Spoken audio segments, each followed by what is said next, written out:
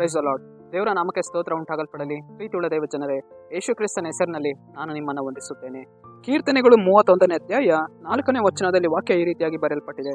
ಶತ್ರುಗಳು ನನಗೆ ರಹಸ್ಯವಾಗಿ ಒಡ್ಡಿದ ಬಲೆಯೊಳಗೆ ಸಿಕ್ಕಿ ಬೀಳದಂತೆ ನನ್ನನ್ನು ಕಾಪಾಡು ಎಂದು ವಚನ ಬರೆಯಲ್ಪಟ್ಟಿದೆ.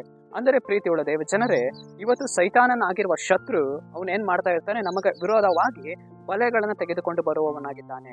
ನಾವು ಹೋಗುವಂತಹ ಮಾರ್ಗದಲ್ಲಿ ಬರುವಂತಹ ಮಾರ್ಗದಲ್ಲಿ ಕೇಡಿನ ಬಲೆಗಳನ್ನ, ಸೋಲಿನ ಬಲೆಗಳನ್ನ ಅವನು ಕೊಂಡು ಬರುವವನಾಗಿದ್ದಾನೆ. ಪ್ರೀತಿಯುಳ್ಳ ದೇವ ಜನರೇ, ಆದರೆ ನಮ್ಮ ಮಾರ್ಗಗಳನ್ನ ನಾವು ಇವತ್ತು ದೇವರಿಗೆ ಒಪ್ಪಿಸಿಕೊಡುವಾಗ ಕರ್ತನು ನಮ್ಮನ್ನ ಆ ಎಲ್ಲಾ ವಿಧವಾದ ಕೇಡಿನ ಬಲೆಗಳಿಂದ, ಸೈತಾನನ ಬಲೆಗಳಿಂದ ದೇವರು ನಮ್ಮನ್ನ ಬಿಡುಗಡೆ ಮಾಡಿ ಸರಿಯಾದ ಮಾರ್ಗದಲ್ಲಿ ಕರ್ತನು ನಮ್ಮನ್ನ ನಡೆಸುವವರಾಗಿದ್ದಾರೆ. ಪ್ರೀತಿಯುಳ್ಳ ದೇವ ಜನರೇ, ಯಾವ ವಿಧವಾಗಿ ಇವತ್ತು ಬಲೆಗಳು ನಮ್ಮ ವಿರೋಧವಾಗಿ ಹೋರಾಟ ಮಾಡಬಹುದು, ಅನಾರೋಗ್ಯದ ಬಲೆ ಆಗಿರಬಹುದು, ಸೋಲಿನ ಬಲೆ ಆಗಿರಬಹುದು, ಹೋರಾಟ ಮಾಡಬಹುದು, ಆದರೆ ಅದು ನಮ್ಮನ್ನ ಏನ್ ಮಾಡುವುದಿಲ್ಲ, ಜಯಿಸುವುದಿಲ್ಲ.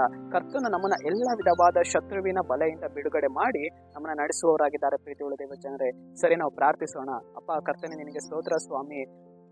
ಈ ವಾಕ್ಯ ಭಾಗ ಸಂದೇಶವನ್ನು ನೋಡ್ತಾ ಇರುವ ಜನಗಳು ನೀವು ಸಂಧಿಸ್ರಿ. ನಿನ್ನ ಜನರ ಜೀವಿತದಲ್ಲಿ ಇರುವಂತಹ ಎಲ್ಲ ಶತ್ರುವಿನ ಬಲೆಗಳನ್ನು ತೆಗೆದುಹಾಕಿ ನಿನ್ನ ಜನರನ್ನು ಸಂರಕ್ಷಿಸು ರಾಜ. ನಜರೇತಿನ ಯೇಸುವಿನ ನಾಮದಲ್ಲಿ ತಂದೆಯೇ, ಆಮೆನ್.